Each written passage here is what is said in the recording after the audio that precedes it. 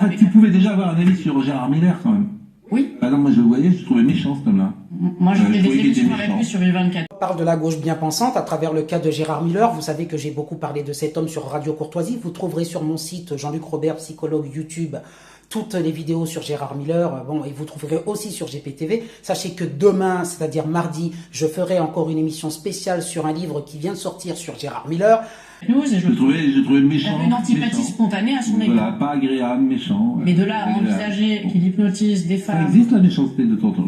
Oui. Bon, là, vous l'avez sur CNews. Je vais commenter ce livre, justement, avec Mike Borowski, expliquer comment il se fait qu'un homme qui, si je puis dire, bien sous tout rapport, fréquentant les belles émissions et donnant un avis moral sur tout un tas de sujets dans la société, et notamment monsieur se présentant comme le défenseur du droit de la femme et de compagnie, enfin bref, et dénonçant le fameux extrême, le méchant, le monstre du Loch Ness, qui est le rassemblement, évidemment, eh bien, cet homme-là, comment a-t-il pu endormir sous hypnose des femmes, des jeunes filles, la plupart, je pense qu'il y en a des centaines, Là, il y a le procès, mais, alors on dit que l'histoire, il y a prescription, mais moi, je pense qu'il faut vraiment pousser, parce que je pense qu'il y a des cas qui ne sont pas prescrits, et il faut que cet homme rende des comptes, comme je l'ai dit pour l'abbé Pierre également. Alors lui, il est vivant, alors on me disait l'abbé Pierre, post-mortem, paix à son âme, blablabla.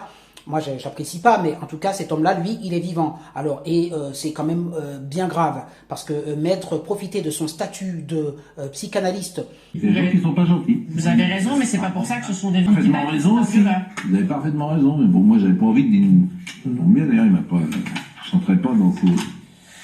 Manifestement dans ses proies. Non, mais ce qui est formidable, c'est de revisiter la carrière entière de Gérard Miller au regard de ces faits, si jamais ils sont et quand il s'est indigné dans l'émission de ces ce soir, ça c'est la grande scène de l'indignation qu'il nous a joué pendant des décennies, cette espèce d'autorité morale à laquelle il prétendait, c'est vraiment le sépulcre blanchi, c'est vraiment le Tartuffe, c'est vraiment balayer devant leur porte. Je suis d'accord. Tartuffe. Bon, un mot. Alors qu'il y a une certaine asymétrie et il y a une éthique. Quand on est, moi je suis psychologue, je peux vous dire que ça me viendrait jamais à l'idée. Profiter de son statut, c'est comme un médecin, le fameux docteur Le Schwarneck, qui sous anesthésie avait plus de 300 patients.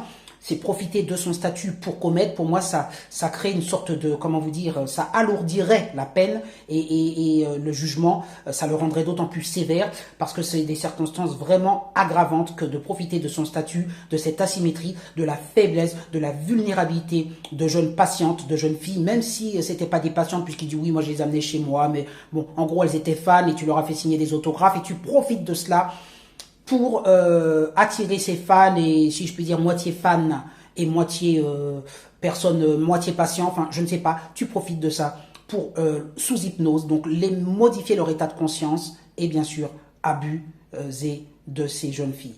Donc aujourd'hui, tu peux me sortir ce que tu veux, monsieur Gérard Miller, mais c'est pas moi, j'ai rien fait, non. Quand on a des centaines de cas, monsieur PPDA, c'est pareil, j'ai rien fait, ils ont rien fait, ils ont jamais rien fait.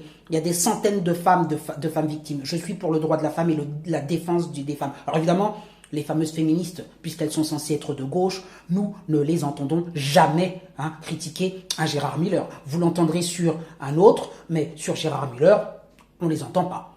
Alors on se demande vraiment ce qu'est devenu ce féminisme politisé, comme vous le savez. Bon. Postez vos commentaires et je vous dis à demain soir, 19h sur GPTV, pour parler de Gérard Miller. Bonne journée.